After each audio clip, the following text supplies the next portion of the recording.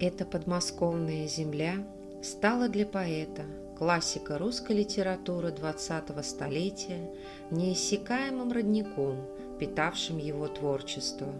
Здесь он открыл мир и таинственную Русь, опоясанную реками, окруженную болотами и журавлями и смутным взором колдуна, и написал более 300 стихотворений. Сегодня мы посетим колыбель творчества Александра Александровича Блока, подмосковную усадьбу Шахматова, куда на протяжении всей своей жизни приезжал великий поэт. Некогда Шахматово было частью дворянской вотчины, упоминавшейся в документах середины XVIII века. Этими землями награждали военных за их ратные подвиги. Название Шахматова связано отнюдь не с интеллектуальной игрой, а с именем одного из владельцев этих земель, князем Шах-Ахматом. Имение соседствовало с усадьбами знатных родов Фанвизиных, Батюшковых и Татищевых. На протяжении нескольких веков его дарили, закладывали, продавали, сменилось множество владельцев, прежде чем оно было приобретено в 1874 году профессором ботаники, ректором Санкт-Петербургского университета Андреем Николаевичем Бекетовым, дедом великого русского поэта Александра Блока. Весь облик отца, пишет в своих воспоминаниях его дочь Мария Бекетова, был симпатичен и обаятелен. Доброта и высокое благородство, искренность и доверчивость составляли главные черты его характера.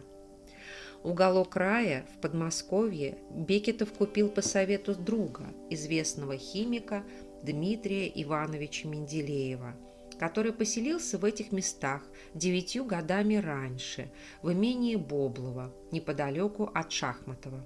Усадьба была невелика. Она занимала 2,5 десятины, большая часть имения была под лесом. Здесь Андрей Николаевич приобрел не просто землю под постройку, а целый комплекс зданий, в который входил дом, флигель, каретный сарай и кухня. Здесь в имении деда прошли детские и юношеские годы поэта. В Шахматово Александра впервые привезли весной 1881 года. В условиях усадебного быта, в кругу дружной и любящей семьи формировался литературный талант поэта. Новые владельцы Шахматова представляли собой своего рода синтез литературы и науки. Блок неоднократно повторял: «Моя семья причастна к науке и литературе». Маленький Сашура, как называли его домашние, принимал участие в ботанических походах по окрестностям Шахматова вместе с дедом-профессором. Мудрый ботаник показывал будущему поэту все богатство растительного мира Подмосковья. Вместе они исследовали окрестности, выкапывали растения и изучали их. Бабушка Елизавета Григорьевна Бекетова, удивительная женщина, талантливая переводчица, подарившая русскому читателю Айвенго Вальтера Скотта и Дэвида Копперфильда Чарльза Диккенса, уделяла внуку много времени и знакомила его с шедеврами мировой литературы. Елизавета Григорьевна, помимо литературной деятельности и переводческой, присматривала за хозяйством, шила, вышивала, выращивала клубнику и цветы, варила варенье и лечила местных крестьян. Ее дочери Екатерина, Мария и мать Блока Александра также занимались переводами, гонорары от которых, по словам Марии Андреевны, в значительной степени расходовались на содержание имения. Примечателен сад усадьбы Шахматова со множеством извилистых дорожек, неожиданных уголков и поворотов. Можно не сомневаться в том, что замечательный ученый-ботаник Андрей Николаевич Бекетов приложил руку к созданию сада в собственной усадьбе. Но его внук Александр Блок продолжил дело благоустройства усадебного парка и сада. Он знал и любил это место, и ему было там хорошо. «По вечерам, — вспоминал Блок, — я всегда обхожу свой сад. У заднего забора есть такое место между рябиной и боярышником, где днем особенно греет солнце. Липовая аллея, разделяя сад приблизительно пополам, составляет его стержень. Вековые ели, березы, сосны, липы и серебристые тополя располагаются аллеями и красивыми группами. Блок не раз упоминал в своих стихах здешние пейзажи. Огромный тополь серебристый склонял над домом свой шатер, стеной шиповника душистой встречал въезжающего двор. За садом в лесном овраге пруд. Маленький, но очень живописный, находится чуть вдалеке от усадебного дома.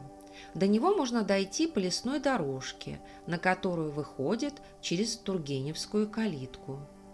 Пруд окружен деревьями, даже слегка зарос, но это только придает ему загадочности. На берегу стоит скамейка, можно присесть и просто послушать тишину, только шум ветра в листве и пение птиц. Именно здесь будущий поэт полюбил удивительную и многогранную природу своей родины. Увиденное и прочувствованное в усадьбе стало основой для его произведений.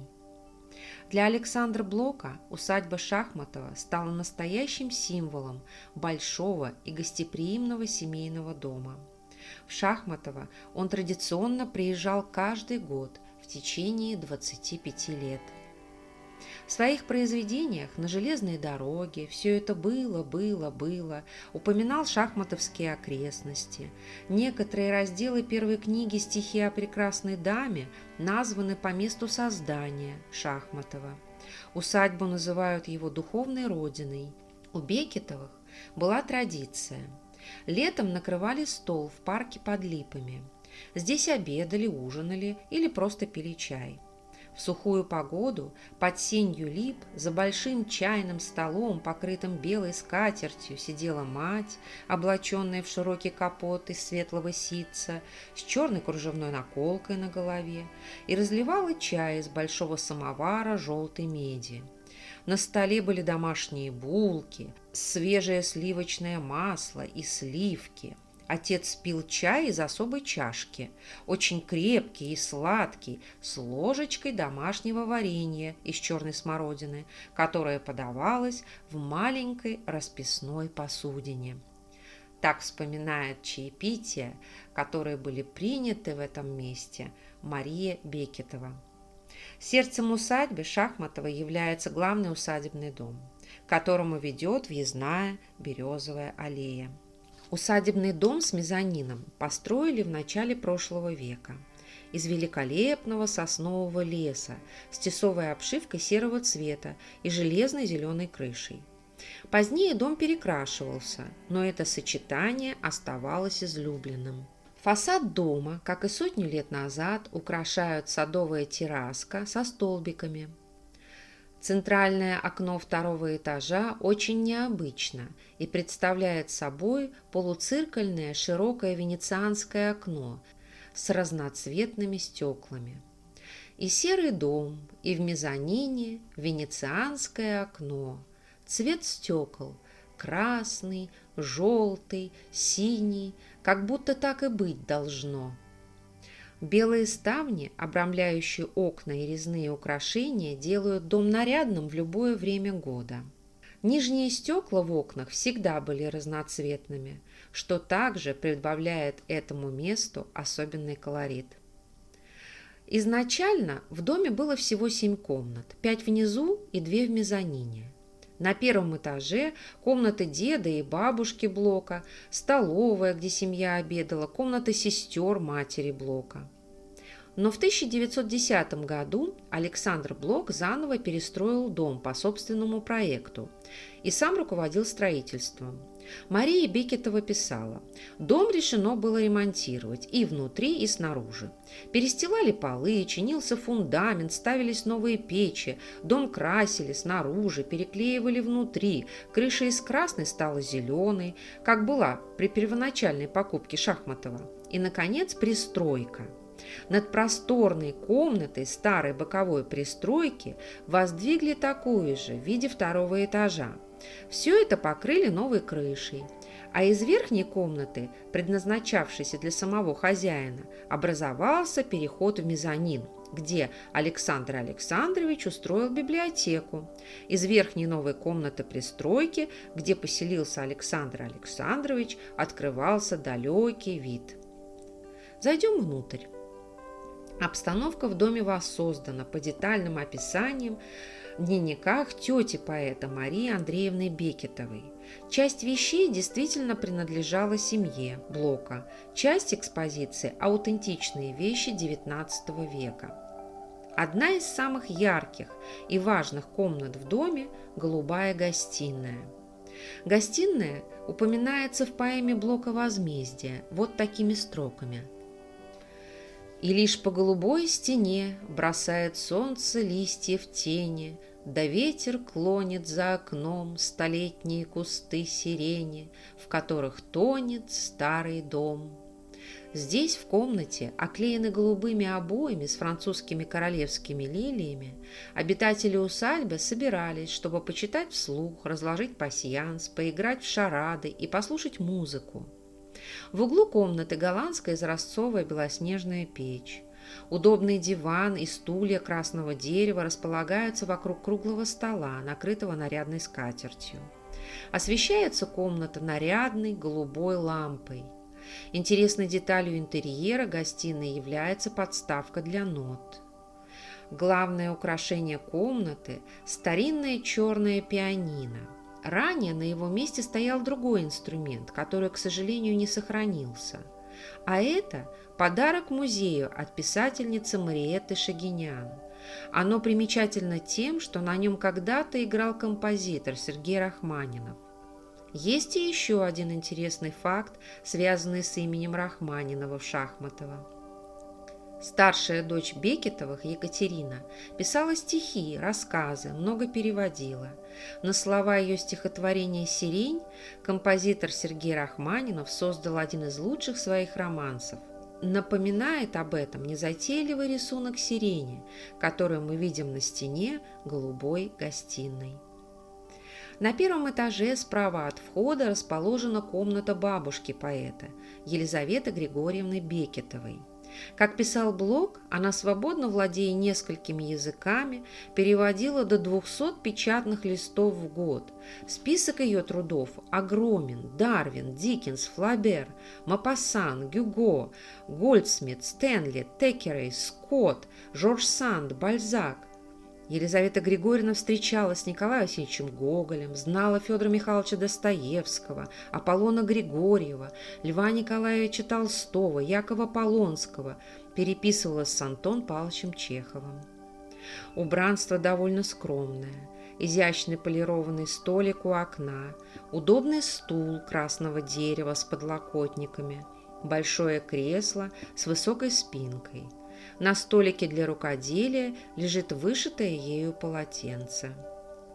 Здесь же на первом этаже находится комната Андрея Николаевича Бекетова, деда поэта, ученого-ботаника. Просторная комната кажется еще больше благодаря светлым обоям. Между окнами письменный стол ясеневого дерева с зеленой настольной лампой. У противоположной стены кровать и умывальник. Возле двери ясеневый шкаф для белья, а напротив диван, обитый розовым ситцем. На стенах фотографии в рамках. Следующая комната – столовая. В ней обитатели усадьбы и их гости пили утренний и вечерний чай, завтракали, обедали. Мария Бекетова очень увлекательно описывает гастрономические обычаи обитателей дома. Во время еды разговор был общий и очень оживленный. Говорили о домашних делах, политике, литературе. В Бекетовском доме хорошая еда считалась важным делом. Это был своего рода предмет искусства, как бы культ гастрономии, обставленный многими правилами, которые соблюдались непреложно. Все подавалось, что называется, с пылу с жару, красиво разложенное и нарезанное, и приготовленное тонко, по правилам преимущественно французской кухни. Шахматовский день распределялся следующим образом: утренний чай, завтрак в час дня, обед в 6 и вечерний чай около 10. Ужина не было. За завтраком было два блюда. Одно всегда мясное – котлеты, битки, печенка, жареная в сметане. Обычным блюдом были вареники, творожники, фасоль, яйца с гренками. Кофе пили редко, всегда с молоком. Завтрак кончался чаем. За обедом полагалось три блюда. Варили борщи, щи. Гарнира всегда было много, ели мясо, птицу, любили грибы. Сладкие блюда были разнообразные. Воздушные пироги, мороженое, пудинги, вафли. Или все заменялось ягодами в сезон. К утреннему и вечернему чаю подавались домашние булки с изюмом, кардамоном, блинчатые пироги, свежее сливочное масло, творог и сливки, земляника, малина, варенье, которые все в доме очень любили. Столовая оформлена очень лаконично. Белые стены и потолок, накрытый белой скатертью стол, часы с гирями на стене. Прямо из столовой можно выйти в парк через дверь, выходящую на балкон. И дверь, звенящая балкона, открылась в липы и в сирень. Наконец, мы приходим в изящную комнату Любови Дмитриевны, жены поэта. Прекрасная дама, муза поэта, отношения с которым у нее складывались непростые. Кстати, впервые они увиделись тоже здесь, в Шахматово. Люба тогда была еще младенцем, а Саше было года 2 или 3. Он подарил ей цветок, а она его смяла. Здесь светлые обои, светлые шторы, мебель красного дерева. В экспозиции есть и подлинные вещи жены поэта. Зеркало псише, покрывало, кашпо для цветов. За ширмой стоит кровать. После открытия дома-музея в Шахматово стали возвращаться подлинные вещи хозяев, многие из которых сегодня представлены в экспозиции. Так из США вернулось покрывало Любовь Дмитриевны Менделеевой с французскими кружевами, вывезенное из страны семьей Набоковых. Жена Блока коллекционировала изысканные кружева и фарфор, над чем сам поэт в сытые предреволюционные годы подшучивал. Библиотека располагается в мезонине на 2-м этаже. Это одна из самых красивых комнат в доме благодаря витражному окну. Сюда поэт привозил некоторые книги из своей основной петербургской библиотеки, как вспоминала его тетушка Мария, для приятного чтения летом. После революции в один только Клинский районный коллектор было передано 5 подвод с книгами Блока, а значительная часть собрания была вовсе потеряна. Книги из Блоковской библиотеки собраны сотрудниками музея по крупицам и составляют лишь малую часть собрания книг, которая хранилась в усадьбе раньше. Перестройка дома позволила Блоку оборудовать собственный кабинет. Здесь же, на 2-м этаже, комната очень просторна, с большими светлыми окнами, мебели здесь совсем немного. В свою комнату он привез старинный письменный стол, еще крепостной работы, доставшийся ему от отца. В столе были секретные ящики, где Блок хранил письма жены, ее портреты, некоторые рукописи и даже девичий дневник Любови Дмитриевны. Сейчас в кабинете экспонируется подлинная бамбуковая этажерка из Шахматова, книжный шкаф и плетеное кресло из петербургской квартиры поэта, а также скамейка и дорожный ящик. Зато из кабинета открывается потрясающий вид на окрестности. Блок описывал его так: «Еще леса, поляны и проселки, и шоссе, наша русская дорога, наши русские туманы, наши шелесты во все». Покидаем главный дом и посмотрим еще несколько строений на территории усадьбы. Гости Шахматова при въезде в усадьбу видели флигель, скрытый галереей и с 4 комнатами.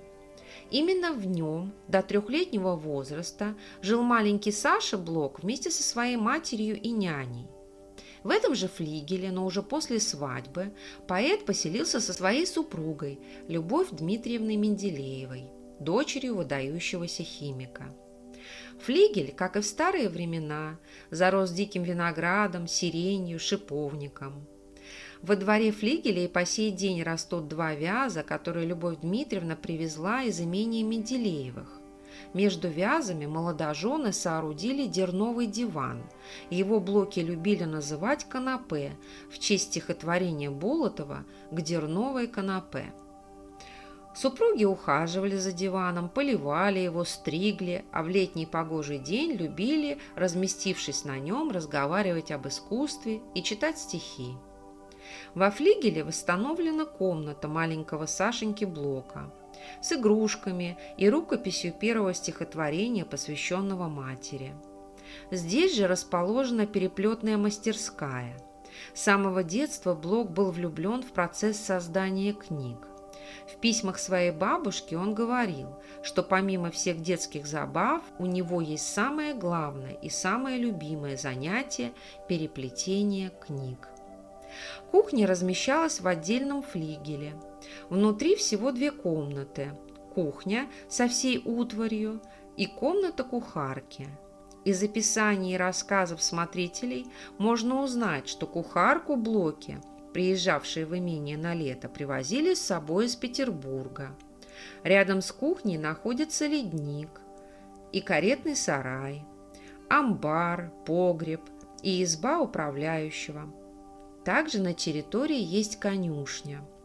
Блок обожал лошадей. Его любимцем был высокий статный скакун по имени Мальчик, с которым они часто уезжали на целый день, чтобы исследовать окрестности Шахматова. Все эти строения находятся недалеко от главного усадебного дома. Еще одна из достопримечательностей Шахматова – это так называемый Блоковский валун. В народе этот камень именуют Бабий камень. Первоначально он лежал во враге у ручья и пользовался большим почитанием у местных жителей. Затем при восстановлении усадьбы его переместили на эту поляну. Каждый год около камня проводится праздник поэзии Александра Блока. У Евтушенко даже есть строки: «Взойдите все, кто юн, на Блоковский валун». Последний раз Блок был в Шахматове в июле 1916 года. В 1921 году этот поэтический уголок рая разделил судьбу большинства дворянских гнезд. Имущество усадьбы было разграблено местными крестьянами. Мария Андреевна Бекетова вспоминает о гибели Шахматова. В 1917 году мы с Александрой Андреевной последний раз приезжали в Шахматово. После этого туда уже ездить было нельзя. А вскоре дом был разграблен и сожжен соседними крестьянами. Не со зла, а просто потому, что, взявшись беречь брошенную нами усадьбу, они понемногу разворовали все в доме, а потом захотели скрыть следы воровства. Через 2 недели после этого не стало и самого поэта. Пожар уничтожил все постройки. Значительно пострадал и усадебный парк. К счастью, до нашего времени сохранились многие растения старого парка. Сохранились фрагменты исторических посадок, являющиеся особо ценными мемориальными объектами. Восстанавливать музей-усадьбу Шахматова начали в 80-х годах. В 2001 двери усадебного дома были открыты для посетителей. Жена Дмитрия Ивановича Менделеева, Анна Ивановна, часто гостившая в Шахматово, вспоминала: «Трудно представить себе более мирный, поэтичный и уютный уголок. Старинный дом с балконом, выходящим в сад. Перед окном старая развесистая липа, под которой большой стол с вечным самоваром. Вся усадьба стояла на возвышенности, и с балкона открывалась чисто русская даль».